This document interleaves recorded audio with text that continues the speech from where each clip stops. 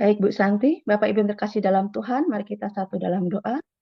Tuhan Yesus yang penuh kasih, kami mengucap syukur atas segala bentuk penyertaan-Mu, baik pada kami semua, sehingga pada kesempatan ini kami bisa bersama-sama berkumpul untuk memuji dan menyembah Tuhan di persekutuan embun pagi.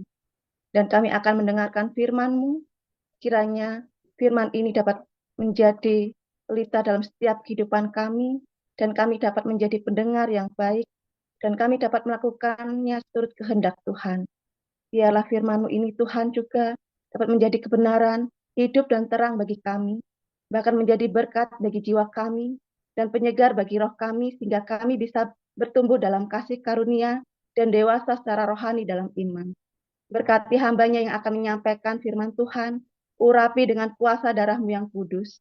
Berkati juga untuk para lektor saat ini, berikan hikmat-Mu, berikan kesehatan dan kekuatan, sehingga dapat kembali membacakan firman-Mu di kesempatan lain.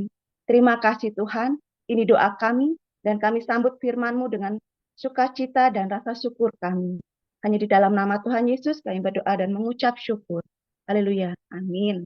Terima kasih Bu Amin. Santi. Terima kasih Bu Putut. Kita mulai dari Pak Ali Mulyo dan dilanjutkan Ibu Elia Pandi ya. Silakan Pak. Ya, terima kasih. 2 Tawaris 19, Yosafat, Raja Yehuda pulang dengan selamat ke istananya di Yerusalem. Ketika itu Yehu bin Hananil, pelihat itu, pergi menemuinya dan berkata kepada Raja Yosafat, sewajarnyakah engkau menolong orang fasik dan bersahabat dengan mereka yang membenci Tuhan? Karena hal itu Tuhan murka terhadap engkau. Namun masih terdapat hal-hal yang baik padamu, karena engkau menghapuskan tiang-tiang berhala dari negeri ini dan mencari Allah dengan tekun. Yosafat diam di Yerusalem. Ia mengadakan kunjungan pula ke daerah-daerah, dari Beersheba sampai ke pegunungan Efraim, sampai menyuruh rakyat berbalik kepada Tuhan, Allah nenek moyang mereka. Ia mengangkat juga hakim-hakim di seluruh negeri, yakni di semua kota yang berkubu di Yehuda, di tiap-tiap kota. Berpesanlah ia kepada hakim-hakim itu, pertimbangkanlah apa yang kamu buat, karena bukanlah untuk manusia kamu memutuskan hukum, melainkan untuk Tuhan, yang ada beserta kamu bila kamu memutuskan hukum. Sebab itu, kiranya kamu diliputi oleh rasa takut kepada Tuhan. Bertindaklah dengan seksama, karena berlaku curang, memihak ataupun menerima suap tidak ada pada Tuhan Allah kita. Juga di Yerusalem, Yosafat mengangkat beberapa orang dari antara orang Lewi, dari antara para imam dan dari antara para kepala puak Israel untuk memberi keputusan dalam hal hukum Tuhan dan dalam hal perselisihan. Mereka berkedudukan di Yerusalem. Ia memerintahkan mereka, kamu harus bertindak dengan takut akan Tuhan, dengan setia dan dengan tulus hati. Demikian, dalam setiap perkara yang disampaikan kepada kamu oleh rekan-rekanmu yang tinggal di kota-kota, yakni perkara-perkara mengenai penumpahan darah atau mengenai hukum, perintah, ketetapan-ketetapan, dan peraturan-peraturan, hendaklah kamu memperingatkan mereka, supaya mereka jangan bersalah terhadap Tuhan, sehingga murkanya menimpa kamu dan rekan-rekanmu. Hendaklah kamu berbuat demikian, dan kamu tidak akan bersalah. Dengan ini, imam kepala Amaria diangkat sebagai ketuamu dalam segala perkara ketuhanan, dan Sebaja bin Ismail, pemuka kaum Yehuda, dalam segala perkara kerajaan. Sedang orang Lewi akan melayani kamu sebagai pengatur. Bertindaklah dengan tegas, kiranya Tuhan menyertai orang yang tulus ikhlas.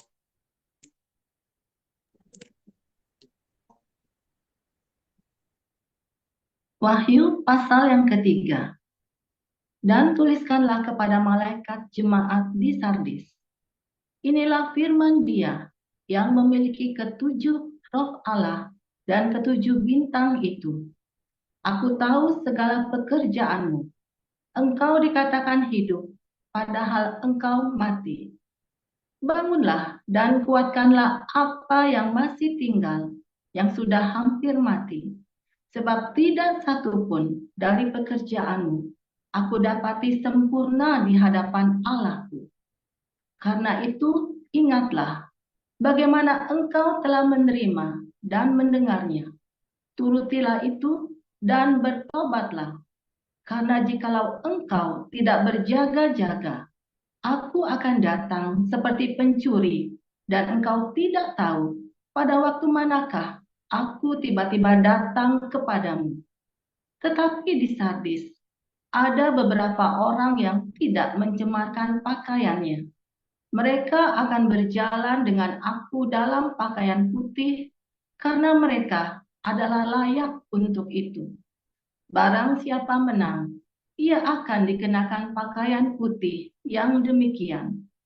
Aku tidak akan menghapus namanya dari kitab kehidupan, melainkan aku akan mengaku namanya di hadapan Bapakku dan di hadapan para malaikatnya. Siapa bertelinga, hendaklah ia mendengarkan apa yang dikatakan Roh kepada jemaat-jemaat. Dan tuliskanlah kepada malaikat jemaat di Philadelphia. Inilah firman dari yang kudus, yang benar, yang memegang kunci Daud. Apabila ia membuka, tidak ada yang dapat menutup. Apabila ia menutup, tidak ada yang dapat membuka. Aku tahu segala pekerjaanmu. Lihatlah, aku telah membuka pintu bagimu yang tidak dapat ditutup oleh seorang pun. Aku tahu bahwa kekuatanmu tidak seberapa, namun engkau menuruti firmanku dan engkau tidak menyangkal namaku. Lihatlah, beberapa orang dari jemaah iblis, yaitu mereka yang menyebut dirinya orang Yahudi, tetapi yang sebenarnya tidak demikian, melainkan berdusta, akan kuserahkan kepadamu. Sesungguhnya aku akan menyuruh mereka datang dan tersungkur di depan kakimu dan mengaku bahwa aku mengasihi engkau. Karena engkau menuruti firman-Ku untuk tekun menantikan aku, maka aku pun akan melindungi engkau dari hari pencobaan yang akan datang atas seluruh dunia untuk mencobai mereka yang diam di bumi. Aku datang segera. Peganglah apa yang ada padamu, supaya tidak seorang pun mengambil mahkotamu.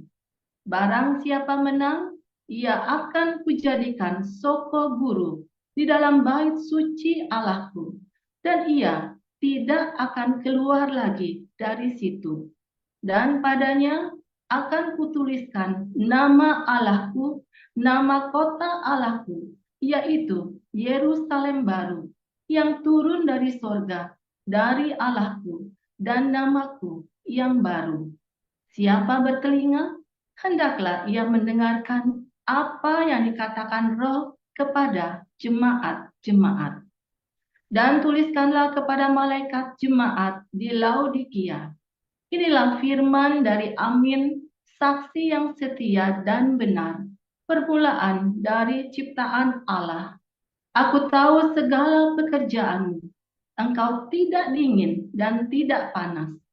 Alangkah baiknya jika engkau dingin atau panas. Jadi, karena engkau suam-suam kuku dan tidak dingin atau panas, aku akan memuntahkan engkau dari mulutku. Karena engkau berkata, aku kaya dan aku telah memperkayakan diriku, dan aku tidak kekurangan apa-apa. Dan karena engkau tidak tahu bahwa engkau melarat dan malang, miskin, buta, dan telanjang, maka aku menasihatkan engkau supaya engkau membeli daripadaku emas yang telah dimurnikan dalam api, agar engkau menjadi kaya, dan juga pakaian putih, supaya engkau memakainya, agar jangan kelihatan ketelanjanganmu yang memalukan. Dan lagi, minyak untuk melumas matamu, supaya engkau dapat melihat. Barang siapa kukasihi, ia kutegur dan kuhajar. Sebab itu, relakanlah hatimu dan bertobatlah. Lihat, aku berdiri di muka pintu dan mengetok. Jikalau ada orang yang mendengar suaraku dan membukakan pintu, aku akan masuk mendapatkannya, dan aku makan bersama-sama dengan dia, dan ia bersama-sama dengan aku. Barang siapa menang, ia akan kududukan bersama-sama dengan aku di atas tahtaku, sebagaimana aku pun telah menang dan duduk bersama-sama dengan Bapakku di atas tahtanya. Siapa bertelinga, hendaklah ia mendengarkan apa yang dikatakan Roh kepada jemaat-jemaat. Demikian. Terima kasih Ibu Elia Pandi dan Pak Ali Mulyo. Ya, baik, kita akan mendengarkan renungan Tuhan hari ini yang berjudul Dihajar Tuhan, akan disampaikan langsung oleh Gembala kita Joseph Paul Jang. Silakan Pastor. Haleluya. Firman Tuhan selalu baru ketika kita menanti-nantikan Tuhan dengan penuh cinta, dengan penuh pengharapan, belas kasihan, dan terus berbuat baik. Jangan pernah lewatkan harimu tanpa satu perbuatan baik, entah apapun, saudara ya. Itu bagaimana cara kita menantikan Tuhan. Itulah bagaimana cara kita, I'm waiting for you, oh Lord. Kalau kamu bilang, Tuhan aku menantikanmu, yaitu caranya itu. Ya, itu caranya yang begitu. Jadi nunggu bukan nganggur, jomplong, gitu enggak. Kalau kamu lagi berdoa sesuatu, kamu mengharapkan sesuatu keajaiban, kamu sibukkan dirimu juga dengan perbuatan baik. Makanya yang paling mudah apa? Sedekah, diakonia, paling mudah. Ya, saya lagi sedekah itu bukan bahasa Arab, sedekah itu dari bahasa Ibrani, bahasa Yahudi, sadek. Sadek itu kebenaran. Buah dari sadek adalah sadekoh. Ya, sadekah. Ya, itu bahasa Yahudi. Itu orang Islam ikut-ikutan orang Yahudi itu. Ya, nah kata diakonia itu adalah buah dari dikayosune, buah dari kebenaran. Sadek itu kebenaran, buahnya sadekah.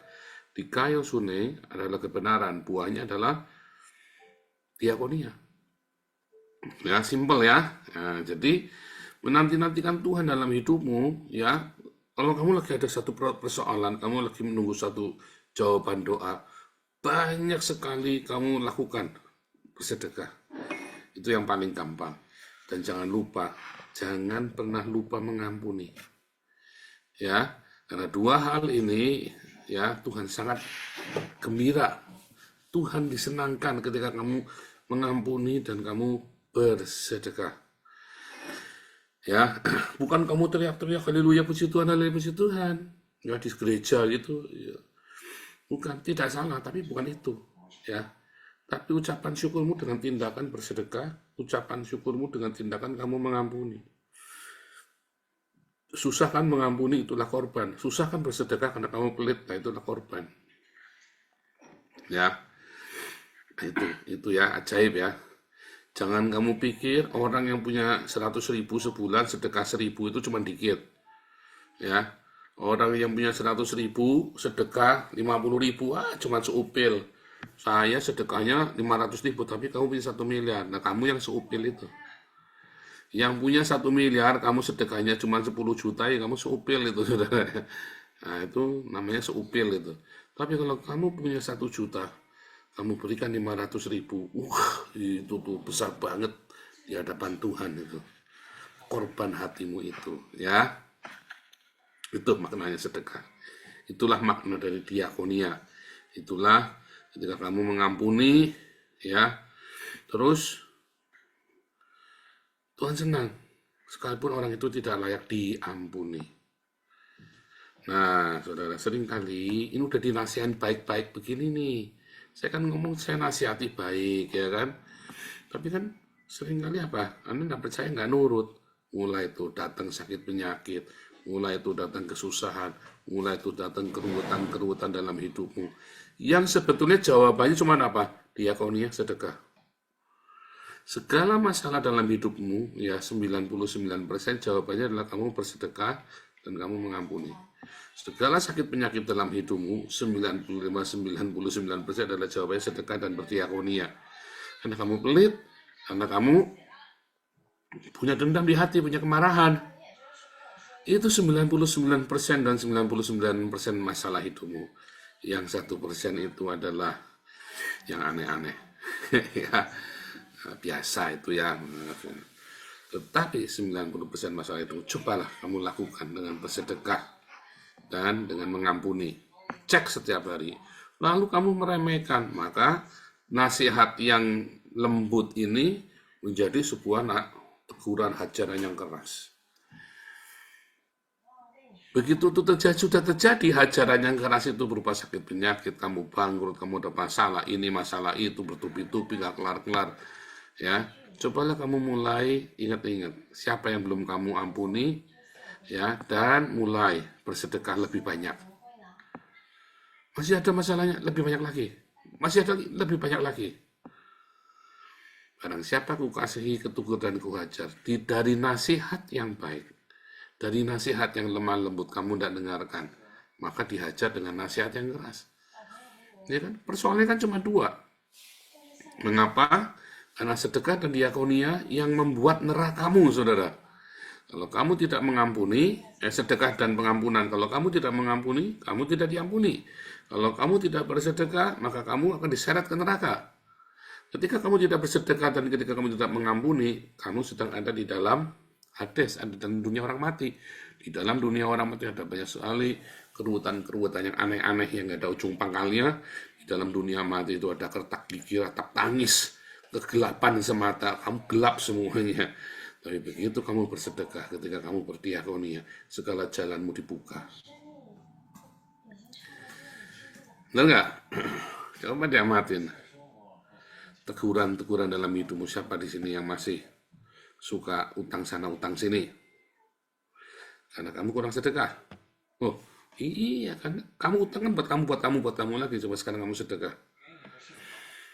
Nah, jangan utang. Yang ada kamu sedekahkan. Mulai bersedekah. Ya. Wah, kalau gitu saya tak bagi-bagi makanan aja, Pak. Saya nggak perlu dagang. Salah. Sedekah itu untuk melancarkan dagangmu. Sedekah itu untuk melancarkan rezekimu. Sedekah itu, sadekah itu, diakonia itu untuk melancarkan segala jalanmu. Kata Tuhan Yesus, berikanlah isinya untuk sedekah. Ya, maka kamu akan diberkati lebih lagi, saudara. Maka diberikan lagi, dipadatkan dengan melimpah. Tapi kamu harus punya pekerjaan. Kalau kamu nganggur, kamu bersedekah, ya apa yang mau diberkati? Kalau kamu nganggur, ya diberkati dengan pekerjaan. Tapi kamu harus kerjain. Nah, kerjaan itulah yang nanti diberkati oleh Tuhan. Ya, karena gara-gara kamu nggak sedekah, kamu sakit loh, saudara. Karena kamu kebanyakan makan, karena berkatmu kamu telan sendiri. Gara-gara kamu nggak sedekah, kamu sakit. Gara-gara nggak sedekah, maka kamu berantem terus di rumah. Gara-gara kamu nggak sedekah, maka di rumah kamu selalu ada masalah. Karena sebetulnya masalah itu terjadi, lagi ngasih tahu kamu, ada bagian dari rezekinya orang yang kamu pegang. Kamu diberi kelimpahan supaya kamu bisa jadi rezeki. Segala masalah, saya ingatkan lagi. Juga karena kamu tidak mau mengampuni. Segala sakit penyakit, sebagian besar karena kamu tidak mau mengampuni, ada kemarahan di hatimu. Makanya kamu sakit. Oh, ada orang tidak olahraga. Ada ya, bukannya setiap kali ada orang tidak olahraga, dia tidak makan ya biasa saja, nggak pakai diet-dietan, tapi hidupnya sehat terus. Kenapa? Karena dia bahagia, sukacita di hati, ada ucapan syukur, dia tidak pernah dendam sama orang, ya. Dan dia juga bersedekah. Ajaib kan? Orang banyak duitnya pusing, tapi kalau kamu sering bersedekah, kamu nggak pusing. Itu ya, sepele ya, saudara ya. Nah, setiap masalah-masalah dalam hidupmu hari ini, kalau kamu lagi puyeng, kamu lagi takut, kamu lagi sesuatu, kamu punya ada uang di tabunganmu, kamu mulai masak nasi sendiri, mulai bungkusin, kamu keluar, bagikan. Ada keajaiban demi keajaiban akan terjadi dalam rumah tanggamu. Ada keajaiban, ya. Beneran itu, kita sudah ngalami bolak-balik ya. Keajaiban, mengapa kita ada banyak sekali keajaiban? Karena kita sudah belajar berdiakonia, bersedekah. Kita tidak pelit. Kalau kasih orang, jangan kasih nasi sisa kemarin. Ya, nasi sisa kemarin buat anjing. Anjingmu nasi yang enak, ada orang kamu kasih nasi kemarin. Kurang ajar kamu, saudara. Tidak boleh, sedekah itu harus yang terbaik dari hidupmu. Karena mereka itu adalah malaikat Tuhan. Ya, kamu kan sudah melayani Tuhan, tapi malah kamu kasih barang bekas. Kamu, ini siapa nih yang mau splitnya nih?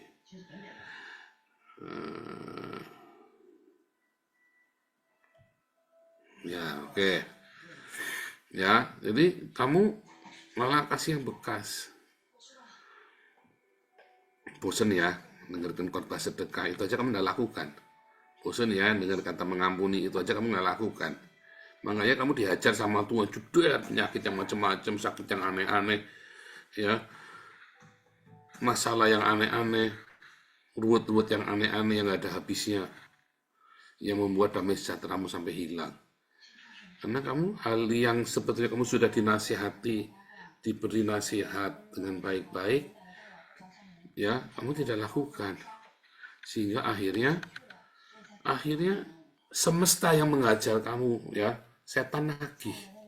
Setannya nagih, saudara, ya, karena kamunya bandel. Nah, terus sebetulnya kalau kamu tetap hidup di dalam kasih dan kekudusan, 99 masalahmu atau 99% masalahmu adalah sedekah dan pengampunan. Tetapi begitu kamu keluar dari kasih dan kekudusan, masalahmu ya beda lagi, saudara. Ketidakkudusan itu. Pernah ada orang ya ngobrol-ngobrol sama saya yang nanya, boleh nggak kumpul kebo? Saya bilang bukan masalah boleh nggak boleh. Masalahnya dia ingin menikmati seks hawa nafsu tanpa sebuah tanggung jawab. Kalau 7-Eleven di Belanda ada kontraknya. Tapi kalau kamu cuman kumpul saja tidak pakai kontrak, tiba-tiba pasanganmu sakit, kamu pergi. Karena kamu nggak mau ngerawat, kamu hanya mau enaknya saja sama dia, begitu sakit, udah sorry aku nggak mau ngerawat. Nah itu bahaya, saudara. Ya, maka nggak heran, karena kamu tekadnya sudah busuk seperti itu, sudah tekadmu udah nggak benar, maka hidupmu kan dikuasai oleh hawa nafsu. Bagaimana kamu bisa mengampuni dengan milik hawa? Oh aku mengampuni Pak, sekalipun aku kumpul ke bohong kan. Benar Pak? Enggak, saudara. Orang yang ingin memuaskan hawa nafsunya sendiri, maka akan ada nafsu-nafsu lain di belakangnya. Yang satu itu aja berubol. Itulah sebabnya orang yang hidup di dalam ketidakkudusan sulit untuk bisa menahan hawa nafsunya yang lain. Dendamnya dia, kemarahannya dia, kecemburuannya, karena kan hawa nafsu membuat kecemburuan, ya kan? Hawa nafsu itu membuat kamu cemburu, jealous, posesif, kamu dengki, kamu sirik, kamu takut. Satu hawa nafsu itu, celah itu membuat dosa-dosa yang lain, membuka dosa-dosa yang lain, ya. Nah itu bahaya tuh. Satu dosa itu membuat dosa-dosa yang lain. Satu dosa membuka kenajisan yang lain. Maka dari itu, tadi walaupun kamu punya sedekah dan pengampunan, itu kan 99% masalah hidupmu selesai. Tapi begitu kamu tidak hidup di dalam kekudusan, misalnya kamu berzina, maka kamu akan membuka masalah yang lain. Jawabannya bukan pakai sedekah, pakai pengampunan. Endingnya tetap sedekah dengan pengampunan, tapi jawabannya dia kamu jatuh di mana, kamu minta ampun di situ, kamu bertobat di situ, kamu akan menuai buah yang kamu tabur, biji yang kamu tabur, biji dosa itu. Nah, dosa itu yang kamu tuai. Setelah kamu tuai, maka ya kamu akan hidup di dalam hajaran itu. Tetapi kalau kamu bertobat, kamu menuai bersama dengan Tuhan Yesus. Ya, kalau kamu tidak bertobat, maka kamu akan menuainya bersama dengan iblis. karena kamu nggak bertobat, dan kamu akan menuai, ya. Kalau penyakit itu ada bakteri yang pertama, ditimpa bakteri lain, udah jamur lain, ditimpa lagi, sehingga kamu penyakit asalnya udah nggak jelas.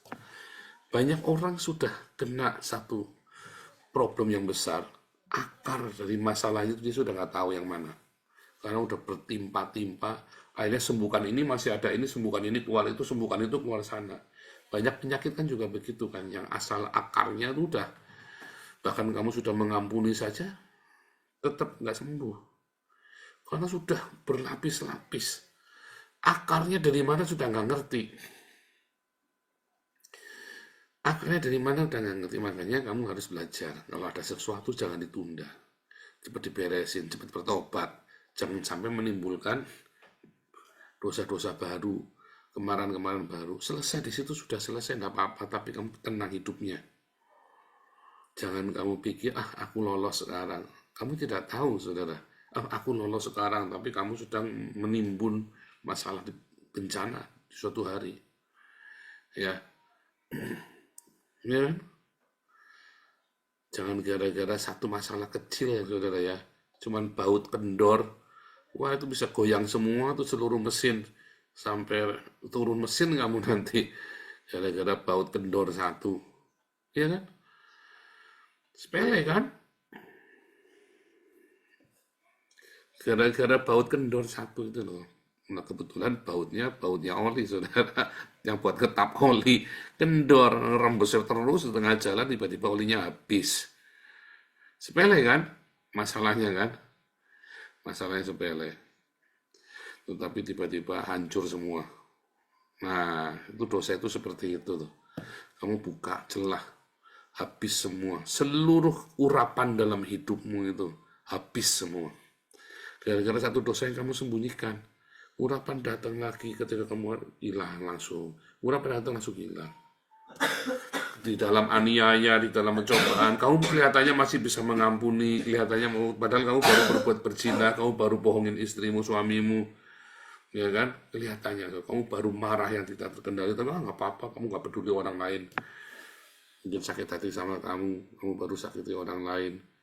Nggak apa-apa, setiap kali ada urapan datang bocor, tiba-tiba hidupmu kering. Kamu baru rakus, belanja, ya kan? Keinginan mata, keinginan daging, gangguan hidup, selalu itu ceritanya ya. Selalu ceritanya keinginan mata, keinginan daging dan gangguan hidup, selalu ceritanya itu, ya kan? Terus kamu biarkan bocor semua urapan itu dalam hidupmu, bocor, hilang semua, tanpa sadar kamu sudah kering, ya kaput, saudara, rusak, ya rusak hidupmu, karena hidupmu itu perlu minyak urapan yang meminyaki seluruh sendi-sendi kehidupanmu. Tiba-tiba kamu nggak bisa mengampuni, tiba-tiba kamu pelit, tiba-tiba kamu tidak ada lagi kasih, tidak ada sukacita, tidak ada damai sejahtera, tidak ada kesabaran, tidak ada kelemah lembutan, tidak ada kemurahan hati. Tiba-tiba semua itu hilang darimu. Tiba-tiba kamu jadi setan, ya kan? Kalau kamu sudah tidak punya kasih, sukacita, damai sejahtera, kebaikan, kemurahan, kelemah lembutan, penguasaan, kesetiaan, kamu kan setan. Karena apa? Urapan itu hilang. Kamu tidak sadar itu sudah bocor, karena ada satu titiknya dari mana kamu sih, ya kan?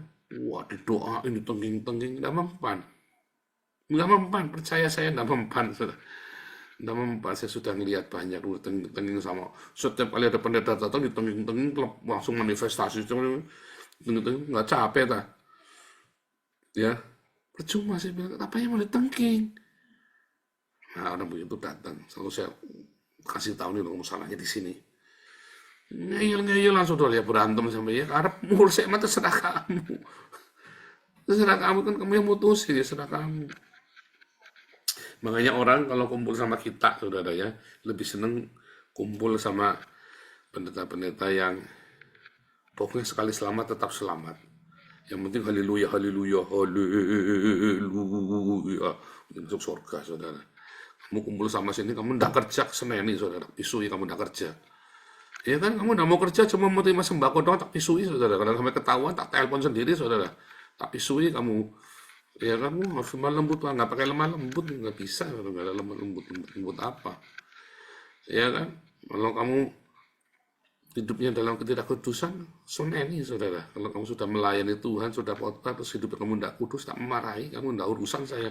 Mau teman baik, mau apa, mau gua pikirin. Tidak urusan, mau kamu sering nyumbang saya, sering apa, tidak urusan saudara. Kalau kamu hidup tidak kudusan, kamu sudah khotbah, kamu sudah ngajar hidup tidak kudus, tak marahi kamu saudara. Mendingan kamu bilang tidak mau ngajar, tidak apa-apa, saya sudah tahu. Saya tidak akan menghakimi. Tapi kalau kamu sudah mau ngajar, dan bahkan kamu sudah memimpin, ya memimpin komunitas, ya hidup kamu udah kudus, asal ini tak marahi, takut ini apa-apa, buat kebaikanmu. Barang siapa aku kasih ketuku dan ku hajar. Siapa yang masih suka utang-utang, ya marahi, ya nganggur marahi, males tak marahi, ya gimana? Ya memang begitu, makanya pada nggak tahan ya, pada nggak tahan. Tapi kalau kamu tetap di sini hidup akan sukses, akan berhasil. Kalau kamu mau berubah, kamu sukses, tak jamin saudara sukses kamu. Jadi kalau kamu maunya yang enak-enak saja, ya itulah sebabnya makanya duit dari kantongmu pindah ke kantong pendeta, kamu sendiri makin lama makin edan, kayak pendetanya sama-sama edan. Tapi kalau kamu mau ditegur, dihajar, diperbaiki, dan kamu tetap di sini, suatu hari kamu akan sukses. Ya, Tuhan Yesus memberkati.